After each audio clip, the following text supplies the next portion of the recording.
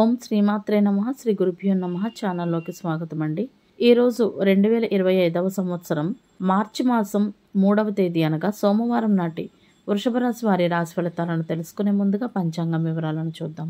స్వస్తి శ్రీ చాంద్రమానేన శ్రీ క్రోధినామ సంవత్సరము ఫాల్గుణ మాసము శిశిర ఋతువు ఉత్తరాయణము శుక్లపక్షము తిథి చవితి మార్చి 2వ తేదీ అనగా ఆదివారం నాడు రాత్రి 9:02 నుండి మార్చి 3వ తేదీ అనగా సోమవారం నాడు సాయంత్రం 6:02 వరకు. తదుపరి తేదీ శుక్లపక్షం పంచమి మార్చి 3వ తేదీ అనగా సోమవారం నాడు సాయంత్రం 6:02 నుండి మార్చి 4వ తేదీ అనగా మంగళవారం నాడు మధ్యాహ్నం 3:16 వరకు. నక్షత్రం రేవతి మార్చి 2వ తేదీ అనగా ఆదివారం నాడు ఉదయం 8:59 నుండి మార్చి 3వ తేదీ అనగా సోమవారం నాడు ఉదయం 6:39 వరకు. తదుపరి నక్షత్రం అశ్విని మార్చి 3వ తేదీ అనగా సోమవారం నాడు ఉదయం 6:39 నుండి మార్చి 4వ తేదీ అనగా మంగళవారం నాడు తెల్లవారుజామున 4:29 వరకు. తదుపరి నక్షత్రం భరణి మార్చి 4వ తేదీ అనగా మంగళవారం నాడు తెల్లవారుజామున 4:29 నుండి అదే రోజు అర్ధరాత్రి 2:37 వరకు. కరణం పణజి మార్చి 2వ తేదీ అనగా ఆదివారం నాడు రాత్రి 9:02 నుంచి మార్చి 3వ తేదీ అనగా సోమవారం నాడు ఉదయం 7:31 వరకు. భద్ర మార్చి 3వ తేదీ అనగా సోమవారం నాడు ఉదయం 7:31 నుండి అదే రోజు సాయంత్రం 6:02 వరకు. భవ మార్చి 3వ తేదీ అనగా సోమవారం నాడు సాయంత్రం 6:02 నుండి మార్చి 4వ తేదీ అనగా మంగళవారం నాడు తెల్లవారుజామున 4:37 వరకు. భాలవ మార్చి 4వ తేదీ అనగా మంగళవారం నాడు తెల్లవారుజామున 4:37 నుండి అదే రోజు మధ్యాహ్నం 3:17 వరకు. రాహుకాలం ఉదయం 8:04 నుండి 9:32 వరకు. యమగండ కాలం ఉదయం 11 గంటల నుండి మధ్యాహ్నం 12:28 వరకు.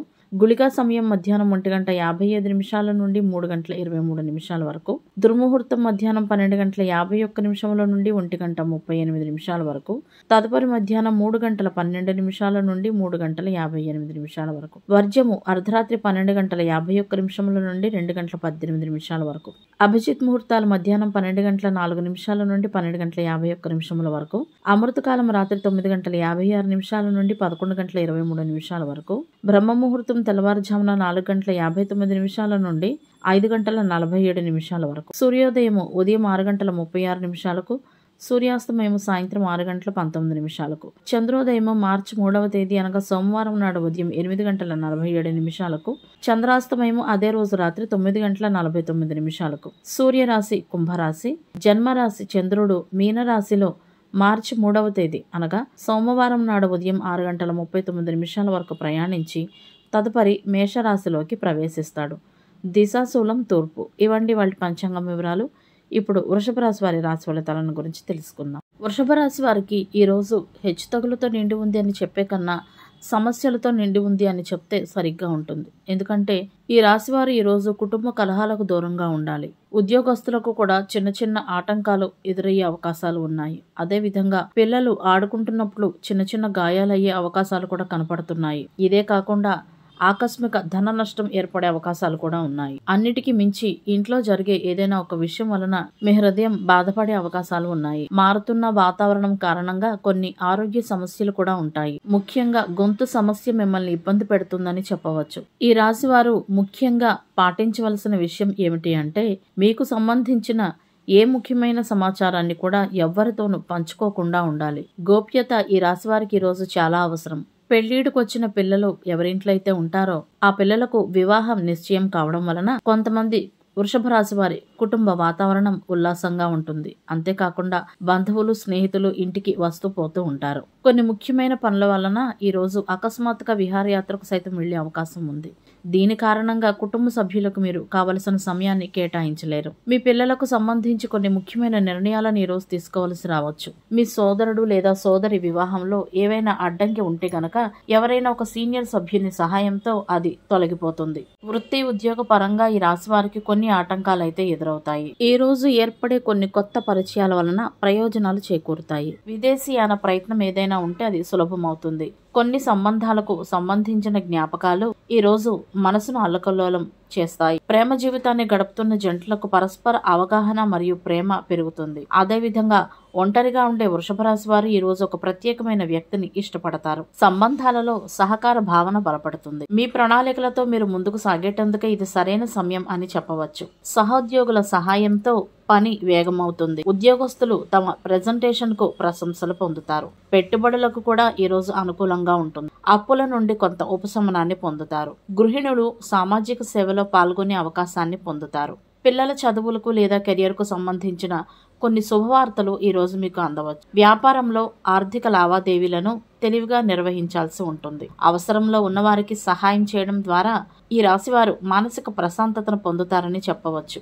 పెద్దల నుండి ఆశీస్సులు సైతం లభిస్తాయి. కుటుంబంలో వాతావరణం ఆహ్లాదకరంగా ఉంటుంది. ఈ రోజు వృషభ రాశి వారికి ధాతృత్వంతో నిండిన రోజే అవుతుంది. ప్రతికూల సహవాసంతో కొంత సమయం గడపడానికి నిర్ధారించుకోండి.